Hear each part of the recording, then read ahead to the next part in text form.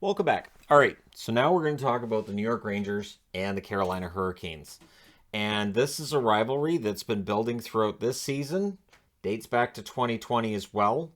This is a matchup that, Rangers had them in the regular season 2019 2020, and then we got to the qualifying round, and all that was forgotten, and Carolina won. So I'm taking Carolina in this series, but we'll see.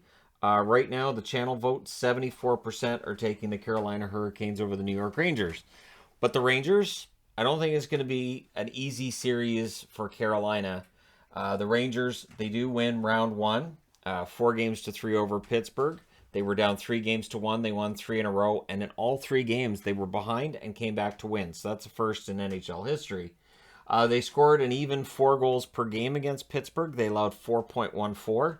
Those numbers are skewed a little bit by games 3 and 4, but the reality is that Shesterkin played well in Game 7, and so we'll see how he does in this series. Their power play and penalty kill numbers, not too bad. Their power play, 31.6%. Their penalty kill, 73.9%. So they'll want to bring the penalty kill up, but the power play is pretty solid. If they can maintain that number against Carolina, that'd be nothing short of miraculous, because Carolina's penalty kill is pretty solid.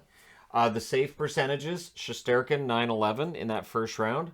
Georgiev in relief was 9-35. So Georgiev looked good in a relief appearance. We'll see whether or not he ends up playing during this series at all.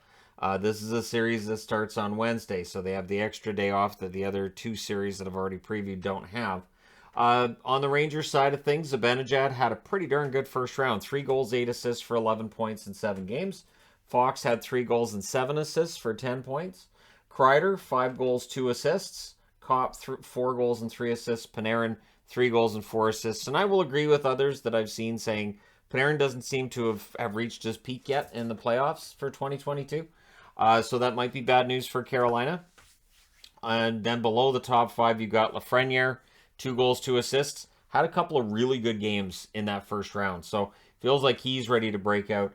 Kakko with a goal and an assist. He had a post in Game 7.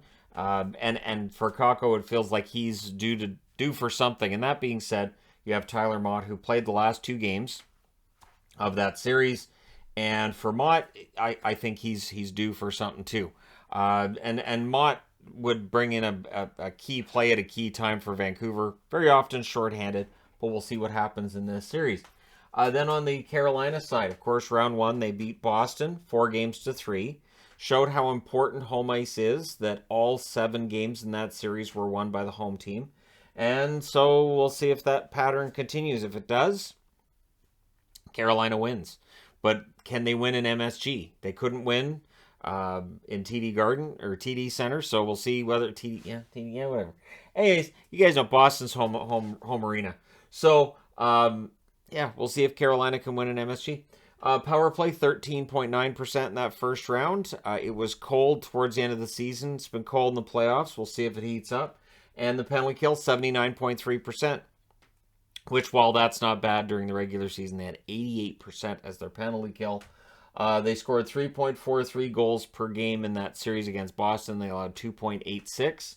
Antti Raanta kind of came into his own with a 927 save percentage. But we'll see, because Kochetkov played well too, so if they ended up needing to go to Kochetkov for whatever reason, they're good. And of course, the question becomes one of, so Freddie Andersen, when? If Freddie Andersen was healthy before Game 1, do you leave Raanta in there? I kind of think you do at this point, so we'll see what happens. Their top scorer in that first round, offensive dynamo, Jacob Slavin. 2 goals, 6 assists for 8 points. He's a pretty good defenseman. And he showed in that first round how excellent he could be. D'Angelo, the other leading scorer, with a goal and 7 assists for 8 points. And D'Angelo, as long as he's behaving and if he's not being, he can be a distraction at times. As long as he's playing well, and it feels like I'm talking about Marchand here, but it's a very similar storyline with D'Angelo. If he's his effective self, and it's going to be tough because he's against the Rangers. There's a team that knows how to trigger D'Angelo and maybe make him go off, it would be the Rangers, right? So this should be an interesting one. Trocheck, 3 goals and 4 assists for him in that first round. Teravainen, 2 goals, 5 assists for him. And Seth Jarvis had quite the coming out party. 3 goals, 2 assists for 5 points for him. Aho had 2 goals, 3 assists. I think we'll end up with more from him in the second round. Natchez didn't have a goal, but he had 3 assists. Kotkaniemi was kept off the score sheet in 7 games in the first round. We'll see what happens in the second. So the regular season matchups, Carolina won 3 out of 4 during the regular season. Carolina wins 6-3 on January 21st. The Rangers win 2-0 on March 20th.